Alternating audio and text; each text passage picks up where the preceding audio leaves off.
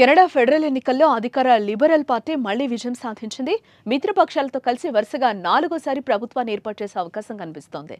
తొలిసారి జాతీయ ఎన్నికల్లో పోటీ చేసిన లిబరల్ పార్టీ నేత మార్క్ కార్నీ మరోసారి ప్రధానిగా బాధ్యతలు చేపట్టేందుకు సిద్ధమవుతున్నారు.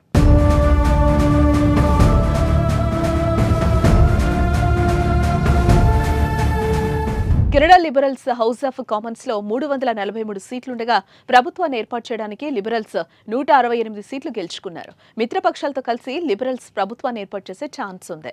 అమెరికా అధ్యక్షుడు డొనాల్డ్ ట్రంప్ విధించిన టారిఫ్లు కెనడాను 51వ రాష్ట్రంగా చేస్తామన్న బెదిరింపులు ఈ ఎన్నికల్లో కీలక పాత్రను పోషించాయి. దీనివల్ల కెనడియన్లలో జాతీయవాద భావన పెరిగి లిబరల్స్ కు ప్లస్ అయింది. అలాగే బ్యాంక్ ఆఫ్ కెనడా మాజీ గవర్నర్గా కార్నీ తన అనుభవాన్ని ఉపయోగించి ట్రంప్తో వాణిజ్య యుద్ధాన్ని ఎదుర్కొనే నాయకుడిగా ప్రజలు భావించారు. దీంతో లిబరల్స్ కు అసాధారణ రీతిలో మద్దతు లభించింది.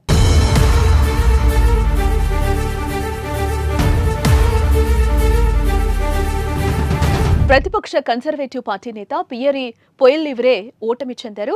ఒంటారియాలోని కార్లటన్ నుంచి పోటీ చేసిన కన్సర్వేటివ్ నేత అపజయం పాలైనట్టు ఆ సంస్థ పేర్కొంది. 41% ఓటు షేర్తో 144 సీట్లు సాధించినప్పటికీ గత 2 ఏళ్లుగా కన్సర్వేటివ్స్ కు ఉన్న ఆధిక్యం, ట్రంప్ బెదిరింపులు, జస్టిన్ ట్రూడో రాజీనామా, కార్నీ రాకతో కరిగిపోయింది. పొయిల్లివ్రే స్వయంగా తన కార్లటన్ సీటును కోల్పోవడం విశేషం. ఇక్కడ ప్రతిపక్షాల ఎత్తులు ఫలించలేదు.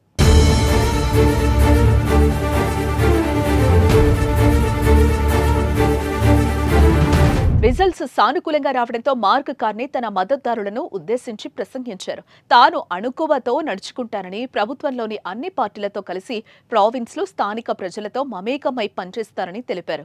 కార్మికులు, వ్యాపార వర్గాలు, పౌర సమాజాన్ని ఏకతాటిపైకి తీసుకురావాలని అనుకుంటున్నట్లు చెప్పారు. మనందరినీ విడగొట్టి దేశాన్ని హస్తగతం చేసుకోవాలని అమెరికా ప్రెసిడెంట్ ట్రంప్ భావిస్తున్నారని, కానీ అది ఎన్నటికీ జరగదని కార్నీ అన్నారు.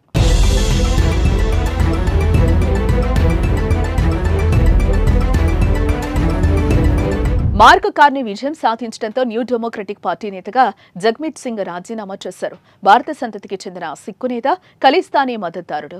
2019లో ఎంపీగా గెలిచారు. 2021 నుంచి ట్రూడో లిబరల్ పార్టీ ప్రభుత్వం మనుగడకు ఎన్డీపీ సాయపడుతుంది. దీంతో లిబరల్ పార్టీ మరోసారి కెనడాలో అధికారంలోకి రాబోతోంది.